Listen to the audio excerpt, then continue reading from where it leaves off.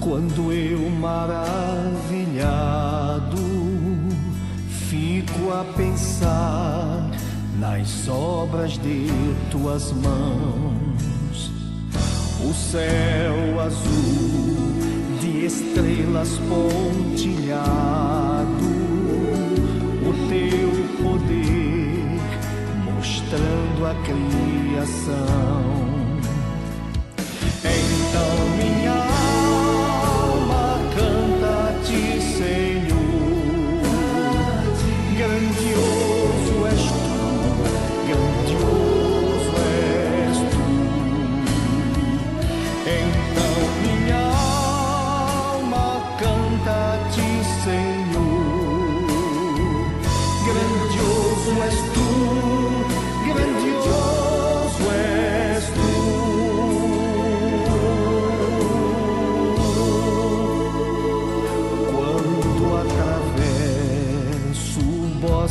e florestas, ouvindo a brisa e o pássaro a cantar, e vejo além montanhas e colinas, o teu poder ao mundo proclamar. Então minha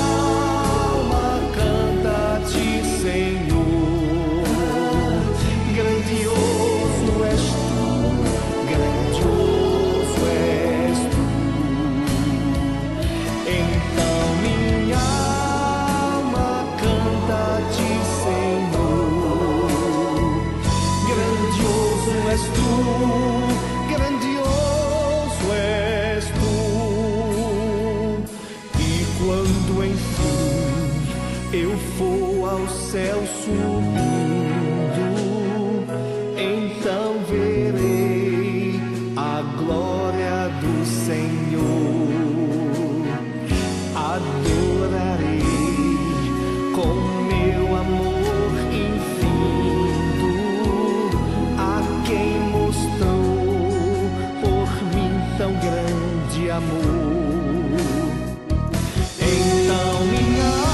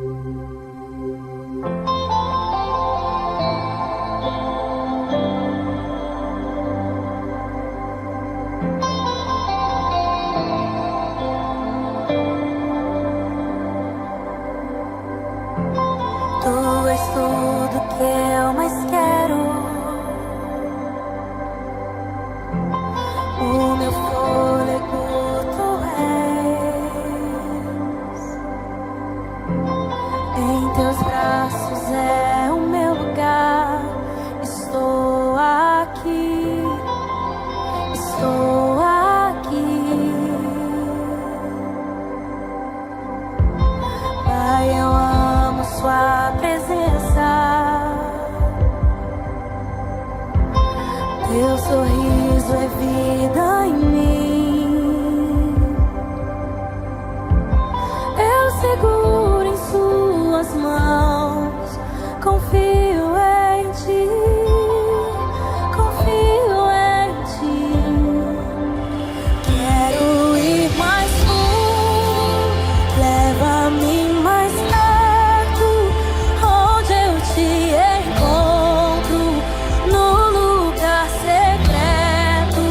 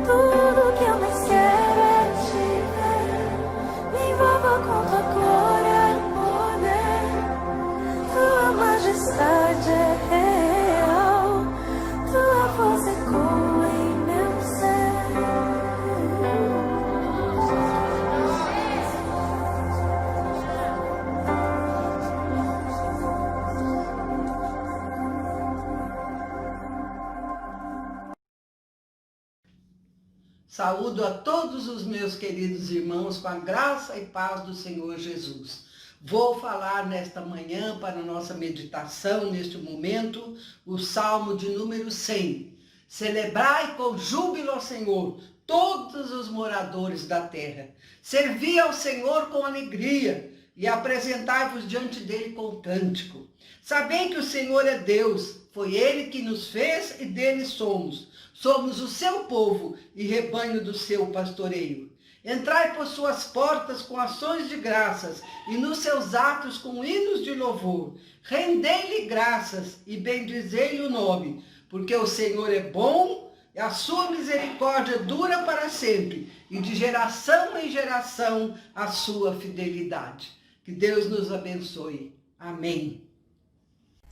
Bom dia, irmãos. É um prazer mais uma vez estar aqui para comandar nossa escola dominical nessa manhã de domingo.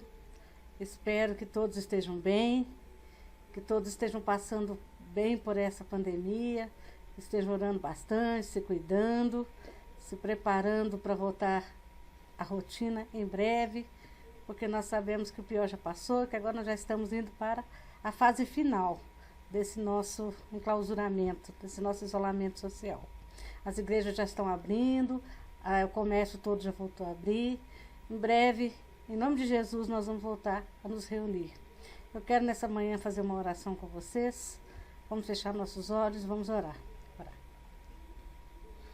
Senhor Deus, grande e maravilhoso Pai, em nome de Jesus Cristo, seu Filho amado, nosso Senhor, que nós mais uma vez nos reunimos aqui como Igreja do Senhor, Igreja Presbiteriana, Independente, Metropolitana de Brasília.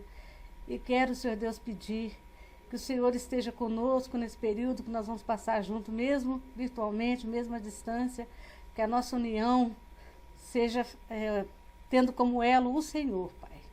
Obrigado, Senhor, pelo privilégio de acordarmos bem, por estarmos saudáveis, por estarmos, Senhor Deus, em plena consciência, com pleno entendimento das coisas racionais, estarmos, Senhor Deus, espiritualmente preparados para aprendermos mais da palavra do Senhor, Senhor Deus. Seja conosco, que o nosso domingo seja abençoado. É o que eu peço e agradeço em nome de Jesus. Amém. Conforme decisão do Conselho, nós resolvemos estudar as cartas de Paulo. Essa revista Vivendo a Fé é uma revista que traz umas lições muito boas, um conteúdo muito rico. E hoje eu vou dar a introdução para vocês. Vamos falar sobre quem foi Paulo de Tarso. Quando a gente se propõe a falar de Paulo de Tarso, é uma grande responsabilidade, porque eu, particularmente, como cristã, como teóloga, como estudiosa da palavra do Senhor, eu tenho uma admiração muito grande por esse apóstolo. Paulo, para mim, foi usado por Deus, como ele mesmo afirma em todas as suas escrituras, desde o nascimento até a sua morte. Foi um homem que foi predestinado, preparado por Deus durante toda a vida, para deixar para a gente esse legado maravilhoso que são as suas 13 cartas em nosso cânon sagrado, a nossa Bíblia. Deus já sabia, desde antemão, desde quando ele ainda era substância informe no ventre da mãe dele, Deus já o tinha escolhido para ser esse grande escritor da palavra dele, que é a Bíblia. Ia ser a voz dele guardada para toda a eternidade através do livro sagrado, que é a palavra de Deus, que é a Bíblia. Paulo diz, lá em Gálatas 1,13, porque ouvistes qual foi o meu proceder outrora no judaísmo, como sobremaneira perseguia eu a igreja de Deus e a devastava. Então, a primeira impressão que nós temos de Paulo, primeira ideia quando a gente fala em Paulo de Tarso, o que nos vem? Nos vem a história de que ele foi, como ele mesmo afirma, um grande perseguidor da igreja de Deus, da igreja de Cristo. E era temido, perseguia a igreja, matava, tanto que nós sabemos que os apóstolos de Jesus Cristo tinham medo de Paulo de Tarso. Mas nós sabemos que Paulo, ele tinha 3 nacionalidades.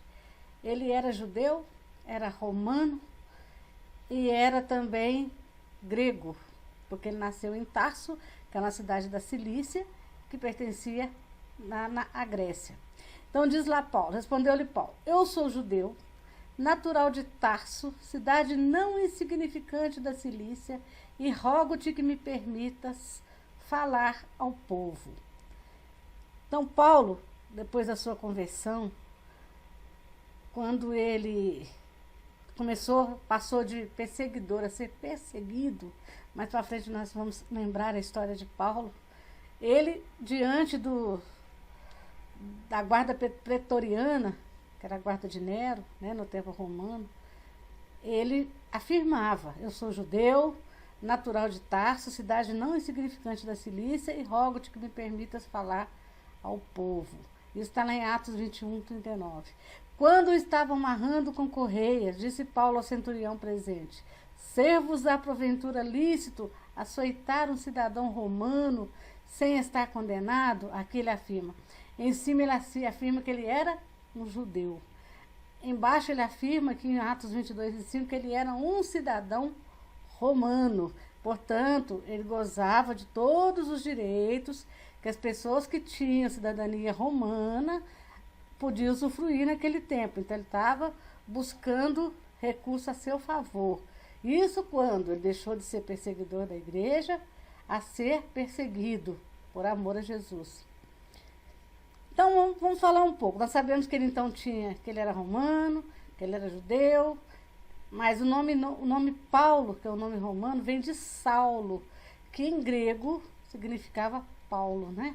Nasceu em Tarso, na Sicília. Isso está em Atos 16, 37. Vamos ver um pouquinho, então, o que a palavra de Deus nos diz quem é Paulo. Então, o carcereiro comunicou a Paulo estas palavras: os pretores ordenaram que fossem expostos em liberdade. Agora, pois, sai e ide em paz. Paulo, porém, lhes replicou: sem ter havido processo formal contra nós, nos açoitaram publicamente e nos recolheram ao cárcere, sendo nós cidadãos romanos. Querem agora às ocultas lançar-nos fora? Não será assim. Pelo contrário, venham eles e pessoalmente nos ponham em liberdade. Aqui é como ele falou, ele é um cidadão romano, ele estava reivindicando seus direitos perante as leis romanas. Como ele era judeu, ele era romano, tinha cidadania romana, e ele era do judaísmo, era a religião que ele escolheu para ele, do judaísmo que ele desenvolveu em Jerusalém.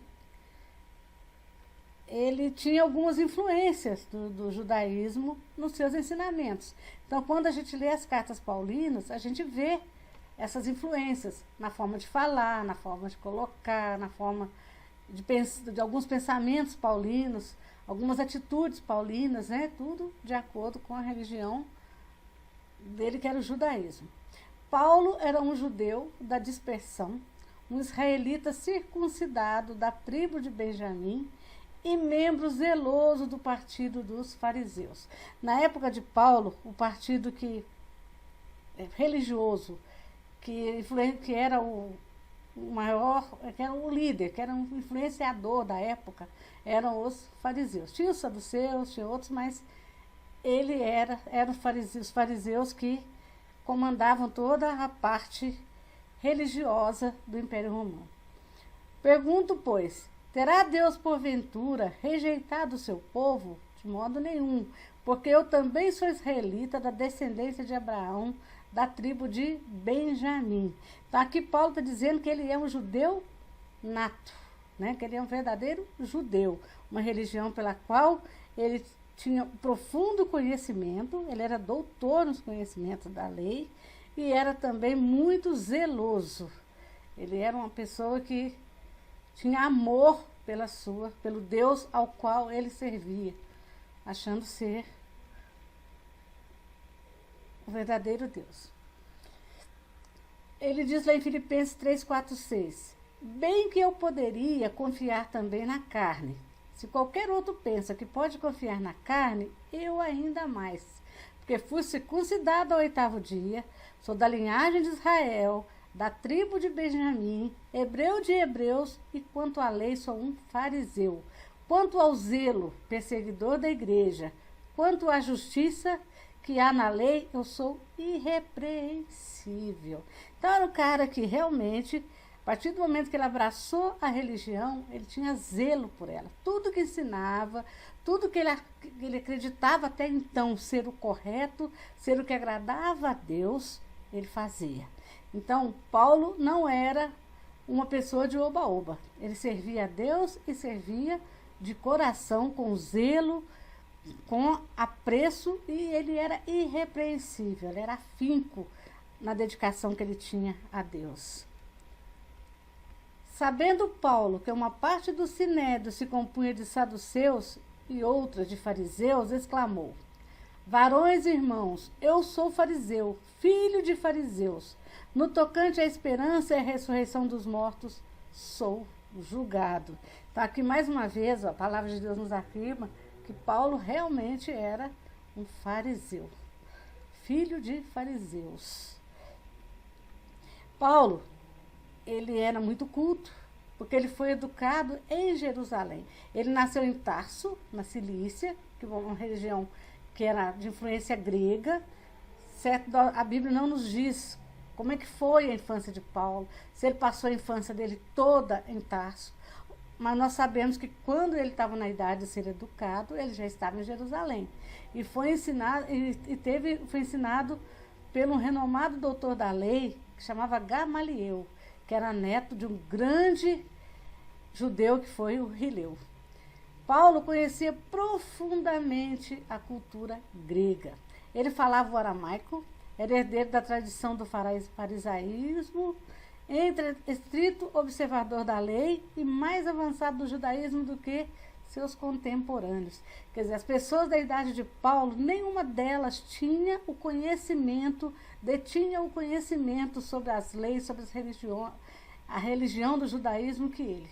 Porque ele, acredita-se que ele veio de uma família abastada financeiramente, teve o privilégio de se estudar, de se preparar com esse grande doutor que foi o Gamaliel, para se tornar um grande rabino, né? Um grande no farisaísmo, né?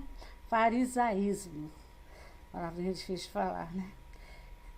Então, Paulo era muito culto, conhecia profundamente tudo o que se possa dizer da religião, da cultura grega, do mundo que ele vivia. Era um cara muito bem preparado para ser defensor dos fariseus, do Deus que os fariseus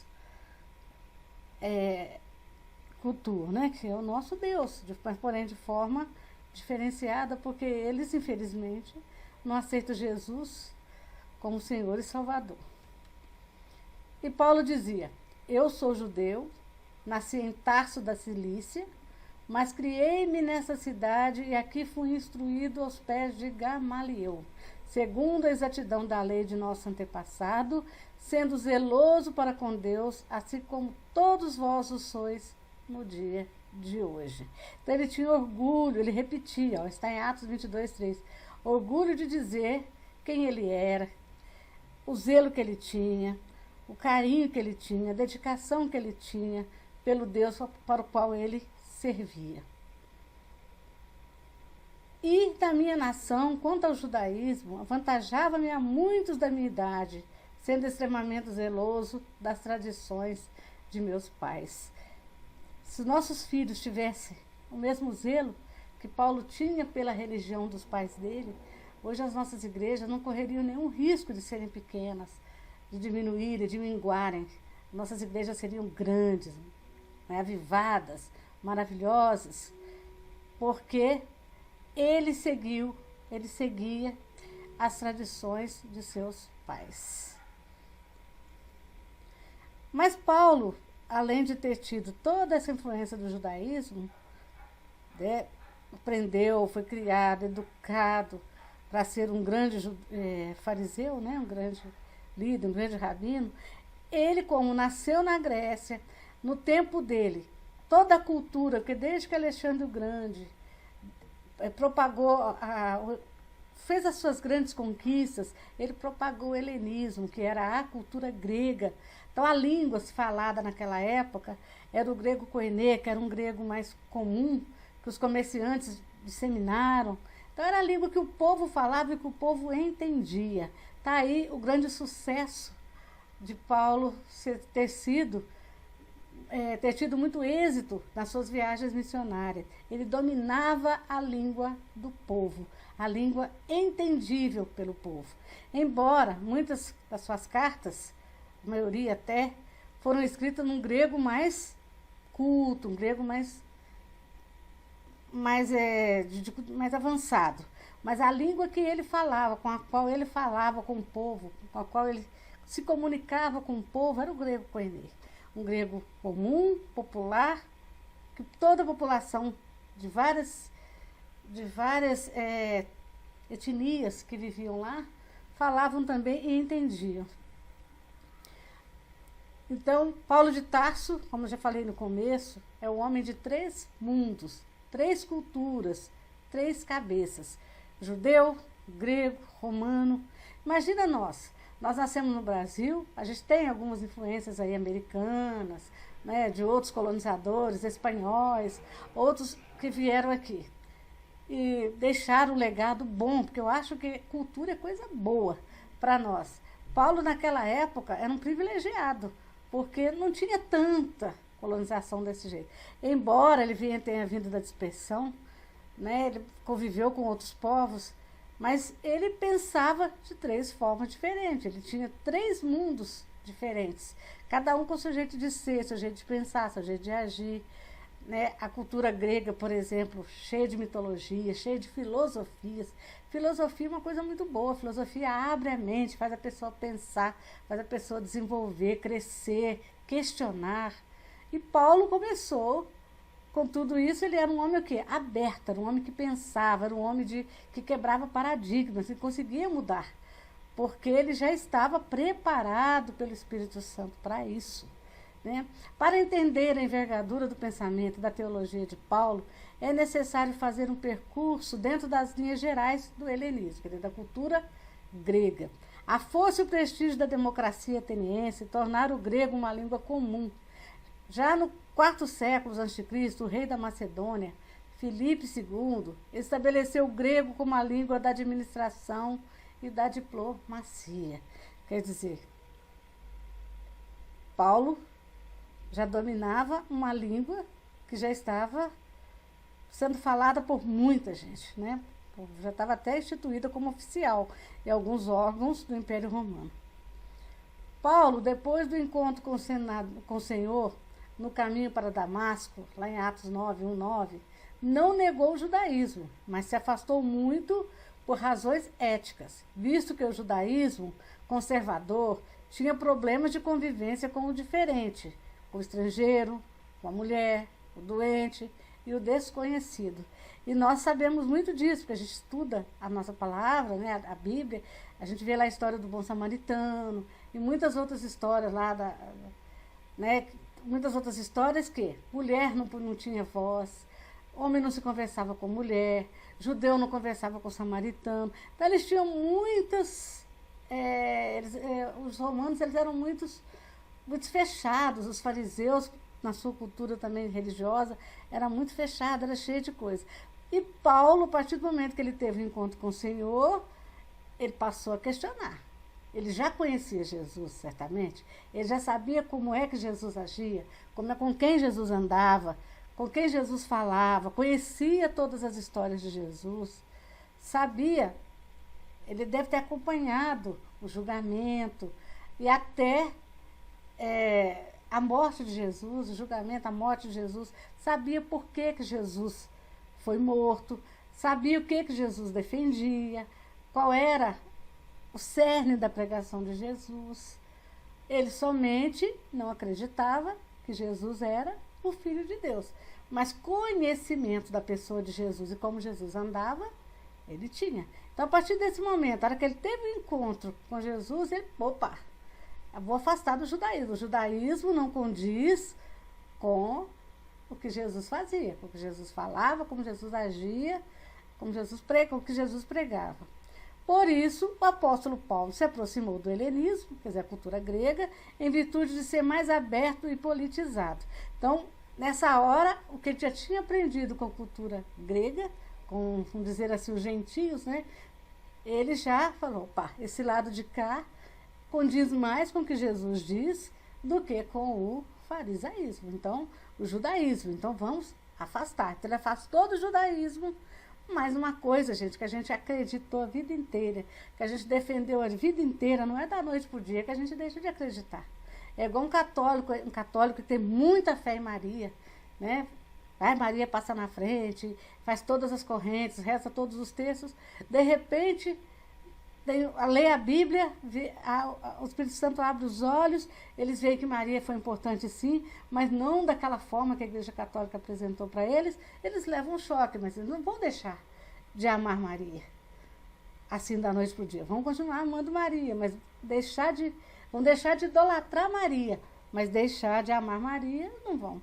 Da mesma forma, o zelo e o amor que ele tinha pelo Deus que ele conheceu no judaísmo, ele continuava tendo. Só que agora ele vai ter uma nova visão desse Deus. Esse Deus agora já não age mais daquela mesma forma que o judaísmo ensinava. Esse Deus agora vai agir de uma forma diferente, não vai ter mais o quê? Acepção de pessoas.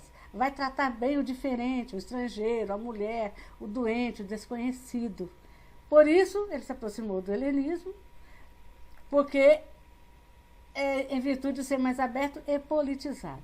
Jesus superou os paradigmas judaicos de tratamento do doente, do estrangeiro, da mulher, do impuro, do samaritano, criados como mecanismo de exclusão no pós-exílio, por volta de 450 a.C., que é o período pós-exílio, né? Então, foi criado isso lá, quando Samaria foi habitada por outros povos, não é? E Jesus, quando veio, ele acabou com isso. Não existe isso. Não tem acepção de pessoas. E Paulo, como ele era um cara de mente mais aberta, ele conhecia vários mundos, ele conhecia a teologia do judaísmo e ele conhecia também a filosofia do grego, né, do helenismo. Então isso aí muito auxiliou para fazer com que Paulo fosse o homem que nós conhecemos, né? Que veio a ser depois que ele teve um encontro pessoal com Jesus. Paulo, depois de sua conversão, recuperou os elementos de sua juventude no universo helenista e seguiu o exemplo concreto de Jesus, afirmando que não deveria haver mais discriminação de gênero, posição social ou de raça. Isso está lá em Gálatas 3 até 28. Vamos ler aqui, ó. Porque todos quantos fostes batizados em Cristo, de Cristo vos revestistes. Dessarte não pode haver judeu nem grego, nem escravo nem liberto, nem homem nem mulher, porque todos vós sois um em Cristo Jesus. E se sois de Cristo, também sois descendentes de Abraão e herdeiros segundo a promessa. Então, todos, não importa o sexo, não importa a etnia, não importa ser pobre, ser rico, sem acepção de pessoa, não importa a posição social nem raça, todos que sois revestidos de Jesus Cristo têm direito, são herdeiros segundo a promessa de Deus que está na nossa Bíblia. Olha que coisa linda. Olha como que os olhos de Paulo foram abertos. Olha como que Paulo mudou, né, de uma tradição que ele achava que era certa para outra que também ele já conhecia. Mas olha como que ele foi, como é que ele pensou, como é que ele analisou, como é que ele filosofou e se convenceu, quer dizer, foi convencido pelo Espírito Santo dessa coisa linda que é o cerne do cristianismo para todos. A influência do Império Romano. Paulo morava em Roma, era um cidadão romano, como nós já afirmamos no começo do nosso estudo. Porém, não os encontrando, arrastaram Jason e alguns irmãos perante as autoridades, clamando: estes que têm transtornado o mundo chegaram também aqui, os quais Jason hospedou. Todos estes procedem contra os decretos de César, afirmando ser Jesus outro rei. Então, esse Jason, né, que nós estamos lendo aqui, esse Jason, ele hospedou os apóstolos, um dos discípulos de Jesus, não sabemos aqui, nesse pedacinho aqui não dá para a gente saber quais foram, todos estes procederam contra decretos de César, afirmando ser Jesus outro rei. Então, eles tinham o César como rei em Roma. Então, César tinha que ser cultuado, tinha que prestar culto, tinha imagens para ser idolatrada de César. E esse Jason, por ter hospedado os irmãos, foram levados na presença do César para o julgamento. Por quê? Porque Paulo também acreditava nisso, que Jesus não era rei. Então, ele achava que rei era Deus no céu e o César na terra. Não é? Ele achava que realmente era errado, era contra a lei ser discípulo de Jesus, defender Jesus. Uma forma correta dele pensar, porque até então ele ainda não tinha tido um encontro pessoal com o Senhor. E foi designado Filho de Deus com poder, segundo o Espírito de Santidade pela ressurreição dos mortos, a saber, Jesus Cristo, nosso Senhor, por intermédio de quem viemos a receber graça e apostolado, por amor de seu nome, para a obediência por fé entre todos os gentios, e cujo número sois também vós chamados para ser de Jesus Cristo. Então, depois que ele teve encontro pessoal com Deus, que ele descobriu que Jesus Cristo era rei, que era filho do Deus Pai, que era o próprio Deus encarnado, né? Ele diz que ele foi designado Filho de Deus com poder, segundo o Espírito de Santidade pela ressurreição dos mortos, a saber, Jesus Cristo, nosso Senhor, por intermédio de quem viemos a receber graça e apostolado, quer dizer, se tornou apóstolo, por amor de seu nome, para obediência por fé, entre todos os gentios, e cujo número sois também vós chamados para ser de Jesus Cristo.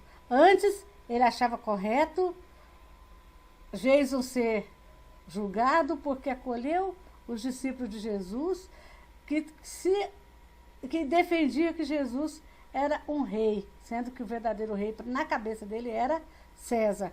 Aqui, em Romanos 1:4-6, ele já faz a afirmação que hoje ele é um apóstolo de Jesus Cristo. Paulo também teve influência da comunidade cristã nascente, porque Paulo viveu mais ou menos na época de... Se ele morreu em 65, ele praticamente foi contemporâneo de Jesus, né?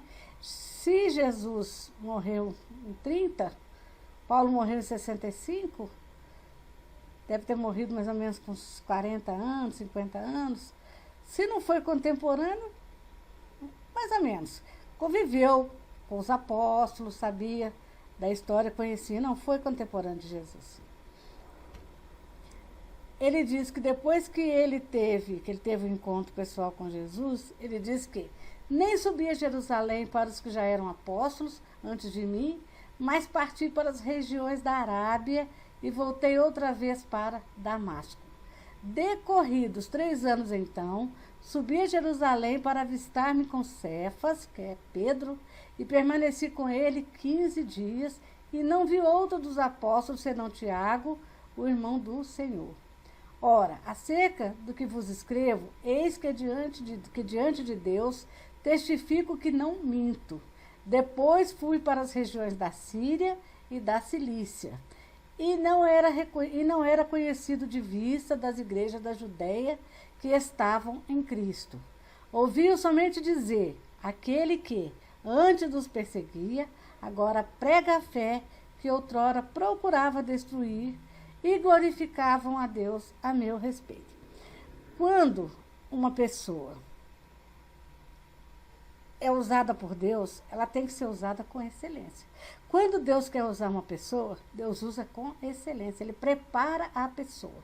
Então nós sabemos que essa preparação de Paulo, desde que ele teve encontro pessoal com Jesus, foi batizado por Ananias, ele voltou para Damasco, ele foi para a região da Arábia, e até então ele voltar, se encontrar com os apóstolos, com esses 3 que ele disse, e depois, até ele começar a pregar, foram mais ou menos uns 12 anos de preparação.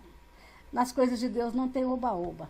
Não é eu aceitei Jesus e agora eu vou sair falando, não. Deus prepara.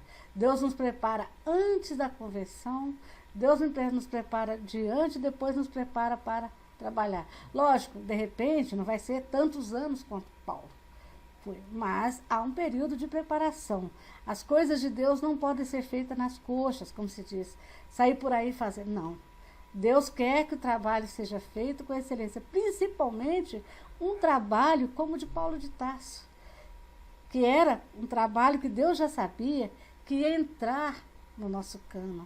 Que ia ajudar as igrejas através dos séculos e séculos. A vida toda, ia nos dar direção, ia nos mostrar uma face diferenciada, uma forma diferente de lidar com Deus, com as heresias, com os falsos mestres, com as coisas erradas que iam aparecer, com como é que a gente teria que se posicionar diante do certo e do não certo, como é que nós teríamos que pensar as coisas de Deus, ter um cristianismo racional, mais fervoroso, com zelo, igual Paulo fez. Então não podia ser no oba-oba. Então quando ele, mais ou menos o tempo de preparação de Paulo, então mais ou menos em termos de 14 anos. Primeiro, Paulo ficou algum tempo na Arábia e Damasco, isso por 3 anos. Depois desses 3 anos ele foi para Jerusalém e ficou 15 dias. Aí ele conheceu Pedro e seu irmão, e Pedro e Tiago, irmão de Jesus. Depois voltou para sua terra natal, Tarso, na Cilícia, e também foi para a Síria, até que Barnabé foi até Tarso convidá-lo para ensinar na Antioquia da Síria. Isso tudo está registrado na nossa Bíblia, lá em Gálatas 1:7, lá em Gálatas 1:17 e 18, lá em Gálatas 1:21 e também lá em Atos 11:25 e 26. 14 anos, gente, 14 anos, um cara que já era predestinado, desde o ventre da mãe dele, como ele faz questão de frisar isso nas suas cartas, um cara que já era predestinado, um cara que era culto. Deus preparou ele com todo tipo de cultura, em 3 mundos diferentes, 3 tipos de cultura diferentes. Deus colocou no coração dele um amor profundo pelas pessoas, pela religião, depois que teve encontro pessoal com Jesus. Demorou 14 anos para começar a trabalhar, porque Deus exigia dele o que? Um trabalho de excelência. E foi feito. Convenhamos que o trabalho de Paulo foi de excelência, guiado, orientado, preparado pelo Espírito Santo de Deus. Por isso que eu tenho muito prazer em estudar as coisas de Paulo, em ler as cartas paulinas. Amo, porque foi feito com excelência. Quando Deus chamou a Paulo no caminho de Damasco, ele foi inicialmente desprezado, pois era um perseguidor. Ficou cerca de 14 anos sendo preparado pelo Espírito Santo de Deus. Se você está sendo preparado, se eu estou sendo preparada, dê glória a Deus. Se você está tendo a oportunidade de assistir uma escola dominical, de ouvir uma boa pregação, de ouvir um bom louvor, de ler a Bíblia, interpretar, ter revelações de Deus através da palavra, dê glória a Deus. Você está sendo preparado. Nós não sabemos qual é o propósito que Deus tem para a gente, mas a qualquer momento nós vamos ser usados. Ou até já estamos sendo, conforme a vontade de Deus, conforme. O que nós temos que fazer é nos preparar dia após dia, querer cada vez mais, ter cada vez mais fome da palavra de Deus. Como diz Jeremias, nós temos que comer a palavra de Deus, nos alimentarmos da palavra de Deus, igual Paulo fez. Então, Paulo ficou cerca de 14 anos sendo preparado pelo Espírito Santo até começar a trabalhar. Agora chegou na parte boa, a conversão de Paulo. A revista colocou a conversão por último, eu segui a ordem da revista, mas a minha vontade era ter colocado a conversão primeiro. Mas como Paulo é muito conhecido, todos nós já sabemos a história de Paulo, eu creio que como eu, todos vocês são fãs de Paulo, um dos grandes escritores da nossa Bíblia, foi a mão de Deus, né? Ficou por último. Então vamos ver uns detalhes da conversão de Paulo.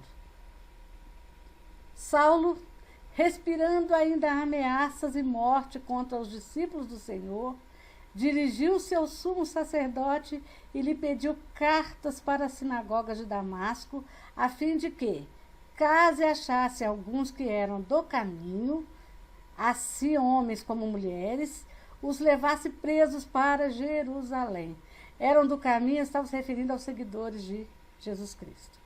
Seguindo ele, estrada fora, ao aproximar-se de Damasco, subitamente uma luz do céu brilhou ao seu redor e, caindo por terra, ouviu uma voz que lhe dizia: Saulo, Saulo, por que me persegues?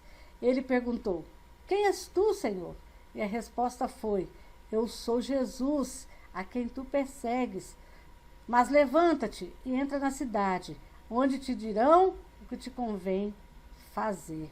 Então, Paulo estava a caminho de Damasco com o objetivo de matar, perseguir, dizimar todos os que eram do caminho, seguidores de Jesus Cristo. E teve um encontro pessoal com Jesus, que falou para ele: Mas levanta-te e entra na cidade, onde te dirão o que convém fazer. Então, as narrativas no livro de Atos e as notas do próprio apóstolo Paulo em suas epístolas sugerem uma súbita conversão. Entretanto, alguns intérpretes defendem que algumas experiências ao longo de sua vida devem tê-lo preparado previamente para aquele momento. A experiência do martírio de Estevão e sua campanha de casa em casa para perseguir os cristãos podem ser exemplos. Então, é o que nós falamos já no começo da nossa lição. Paulo não sabia, como muita gente também não sabe, mas tudo o que aconteceu, todo o conhecimento, tudo o que aconteceu na vida dele até então, até aquele dia, era uma preparação prévia. Por exemplo, ele sabia que dentro da lei dos gregos, a lei grega, não podia matar. E ele foi um corresponsável pela morte de Estevão, tanto que o manto de Estevão foi jogado a seus pés. Isso aí certamente mexeu com ele como homem.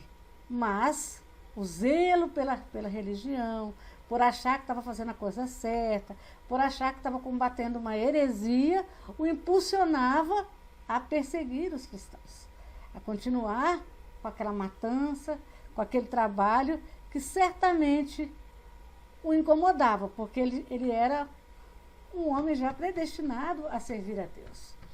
E Saulo consentia na sua morte. Naquele dia, levantou-se grande perseguição contra a igreja de Jerusalém, e todos, exceto os apóstolos, foram dispersos pelas regiões da Judéia e Samaria. Alguns homens piedosos sepultaram Estevão e fizeram grande pranto sobre ele. Saulo, porém, assolava a igreja, entrando pelas casas e arrastando homens e mulheres, encerrava-os nos cárceres. Então, foi um homem que, achando defender o que era certo, fez muito mal aos discípulos de Jesus, aos seguidores de Jesus. E ele diz, na verdade, a mim me parecia que muitas coisas devia eu praticar contra o nome de Jesus, o Nazareno, e assim procedi em Jerusalém. No entendimento dele, era correto perseguir o herege. Havendo eu recebido autorização dos principais sacerdotes, encerrei muito dos santos nas prisões, e contra este dava o meu voto quando os matavam. Quer dizer, autorizava matar os cristãos, né? Muitas vezes os castiguei por todas as sinagogas, obrigando-os até a blasfemar.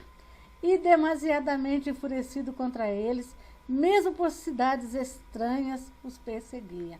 Aqui ele reconhece que realmente ele foi um grande perseguidor da igreja.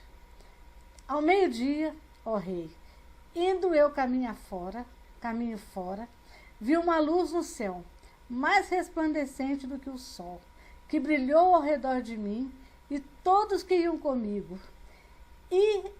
Vamos ler de novo. Ao meio-dia, ó rei, indo eu caminho fora, vi uma luz no céu, mais resplandecente que o sol, que brilhou ao redor de mim e dos que iam comigo. E, caindo todos nós por terra, ouvi uma voz que me falava em língua hebraica. Saulo, Saulo, por que me persegue? Dura coisa é recalcitrares contra os aguilhões.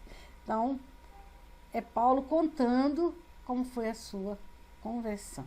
Ele fala, está lá na nossa Bíblia, em Atos 13, 14. Então eu perguntei, quem és tu, Senhor?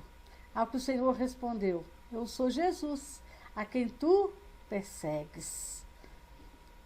Mas levanta-te e firma-te sobre teus pés, porque por isso te apareci, para te constituir ministro e testemunha, tanto das coisas em que me vistes, como daquelas pelas quais te aparecerei ainda, livrando-te do povo e dos gentios, para os quais eu te envio, para lhes abrires os olhos e os converteres das trevas para a luz e da potestade de Satanás para Deus, a fim que recebam eles remissão dos pecados e herança entre os que são santificados pela fé em mim.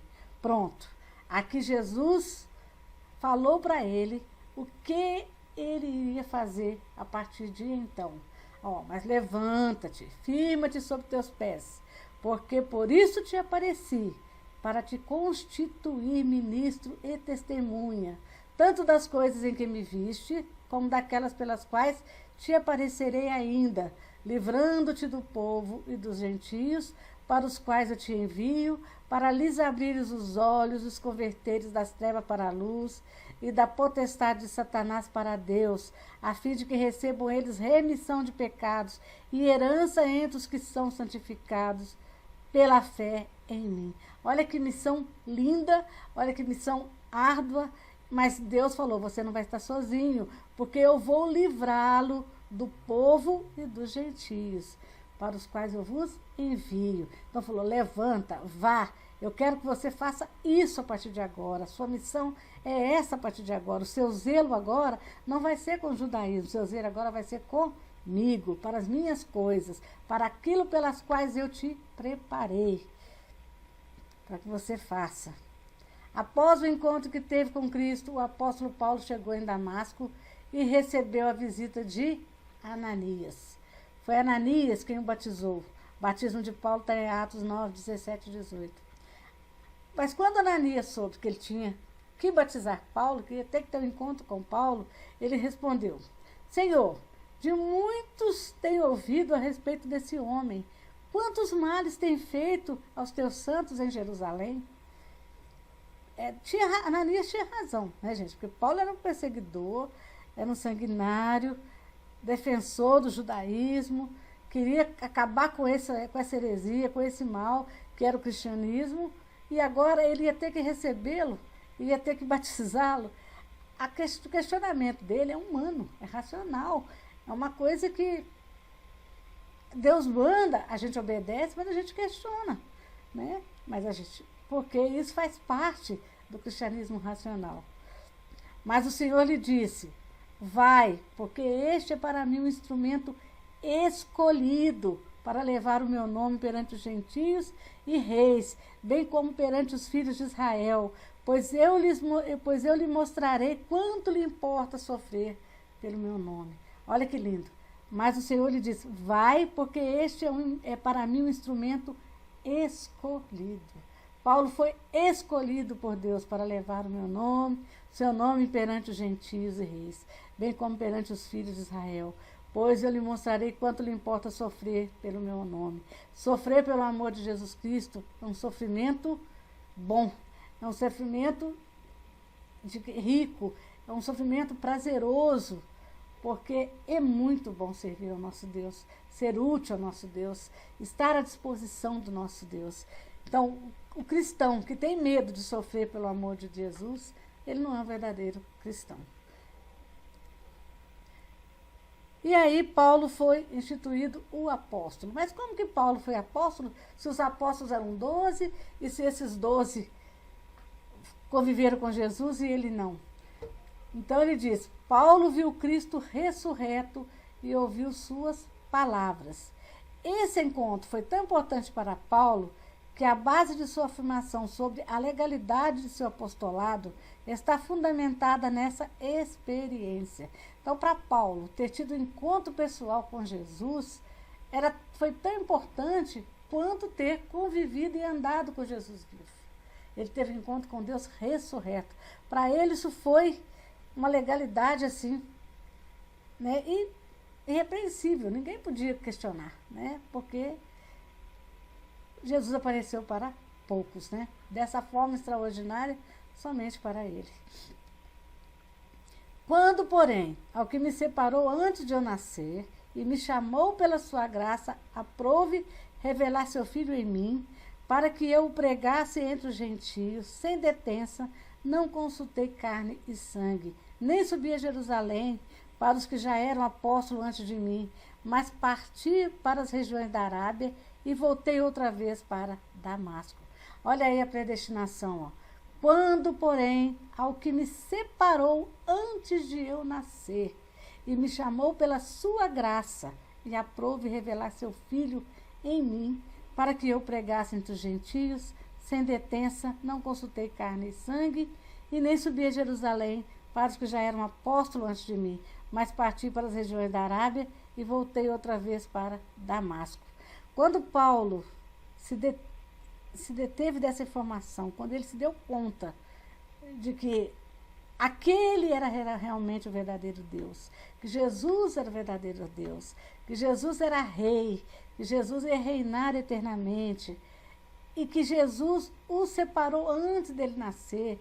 Ele teve essa revelação do Espírito Santo de que ele era um predestinado, que ele era um escolhido, que ele era uma pessoa separada para ser santo, para servir a Deus de uma forma extraordinária. Ele não titubeou. Ele primeiro foi para a Arábia, foi pensar, foi preparar, foi analisar. Certamente ele deve ter conversado com muita gente sobre isso, deve ter convertido muita gente, deve até ter deixado igrejas por lá, através das experiências que ele contou, mas oficialmente ele ainda estava sendo preparado para assumir a grande missão, que são as viagens missionárias.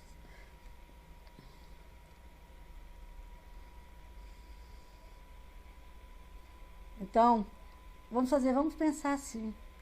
Eu também sou predestinado, eu também sou separado desde antes de eu nascer, para a graça, pela graça de Deus, sem eu merecer, pela misericordiosa graça de Deus. Né? Então, eu como Paulo, já estou sendo preparada muito desde o ventre da nossa mãe, para servir a Deus. Vamos servir a Deus, vamos ter zelo pelas coisas de Deus, não vamos ter medo de sofrer pelo nome de Jesus, vamos ter prazer nisso, vamos pensar como Paulo, vamos usar todo o nosso conhecimento, toda a nossa inteligência para servirmos a Deus da forma como Paulo pregou. Vamos ser, como ele, um grande homem, um grande servo. A semana que vem, com o pastor, nós vamos começar a estudar as cartas paulinas. Aí nós vamos aprofundar, nós vamos ver, cada dia nós vamos aprender um pouquinho mais sobre Paulo, nós vamos ver a verdadeira face, o verdadeiro pensamento, nós vamos ver como foi que Paulo conseguiu desenvolver todas aquelas atribuições que Jesus passou para ele. Como é que ele colocou em prática toda a responsabilidade que Jesus passou para ele. Então, eu quero orar mais uma vez com vocês, dizer que falar de Paulo em poucas linhas não é fácil, por isso que eu procurei pegar só passagens bíblicas para a gente dar uma situada onde estão as coisas, as principais referências bíblicas de Paulo no livro de Atos, Gálatas e outros. Mas vamos orar, pedir a Deus para que esse estudo seja um estudo rico, um estudo que mude nossa forma de pensar, que quebre o nosso paradigma, um estudo que nos prepare mais para desempenhar as funções que Deus quer de nós. Deus colocou todas aquelas atribuições para Paulo, mas Deus colocou para nós também. Que o Espírito Santo também possa nos usar, possa nos preparar, que o Espírito Santo de Deus tenha essa mesma liberdade que ele teve com Paulo, de fazer mudar, ver o mundo de uma forma diferente, não fazer acepção de pessoas, ajudar a todos, entender que em cada ser humano tem um sopro de Deus, cada ser humano tem uma coisa especial de Deus, porque Deus não fez ninguém igual. Deus fez cada um exclusivamente do seu jeitinho, da sua forma. Todos são filhos de Deus, todos carecem herdar as promessas de Abraão. Uma coisa que Paulo viu logo após a sua conversão, né? Nós também, gente, como Paulo, temos um mundo imenso, uma forma vasta de cultura. Nós temos condições de entender nossos irmãos, até melhor que Paulo. Né? Nós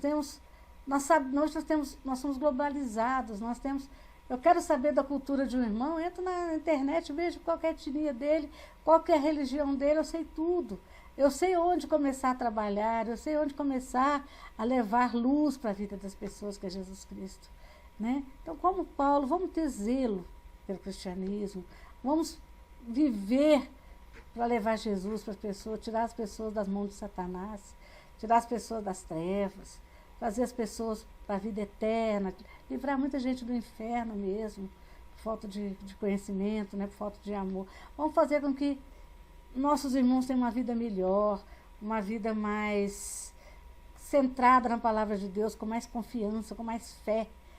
Quem tem fé vive melhor, nós sabemos disso. Não vive atemorizado, né? Não fica doente com facilidade, a menos que Deus permita, não é assim? Então vamos orar e vamos agradecer a Deus, porque nós temos o privilégio de entender e compreender, como Paulo teve, de mudarmos de pensamento, de ver o mundo de outra forma, enxergar as coisas de Deus com maior clareza. Amém, irmãos? Vamos orar então. Senhor Deus, mais uma vez na presença do Senhor, encerrando, Senhor Deus, essa aula, que foi um pouco que o Senhor nos deixou sobre o grande apóstolo Paulo, grande servo do Senhor. Queremos, Senhor Deus, pedir que o Espírito Santo nos dê sabedoria, nos dê interesse, nos dê conhecimento, e que Ele revele a nós, a cada aula, Senhor Deus, um pouquinho do preparo que o Senhor tem feito conosco através de toda a nossa vida, desde o ventre de nossa mãe, igual o Senhor fez com o apóstolo Paulo, para o servir o melhor, e que nós tenhamos, Senhor Deus, disposição para trabalharmos, para levarmos, Senhor Deus, a nossa missão a cabo, conforme o Espírito Santo de Deus nos ordenar. É assim que eu peço e agradeço em nome de Jesus, e peço mais uma vez, Senhor Deus, que nosso domingo seja todo consagrado ao Senhor, que nós possamos chegar à noite no nosso culto de Santa Ceia, Senhor Deus, purificados pelo Espírito Santo, e sentirmos a verdadeira presença do Senhor, lembrarmos, Senhor Deus, o quão maravilhoso e gracioso o Senhor é conosco. Obrigada, Senhor Deus, pela nossa salvação, perdoa os nossos pecados. É isso que eu agradeço em nome de Jesus. Amém.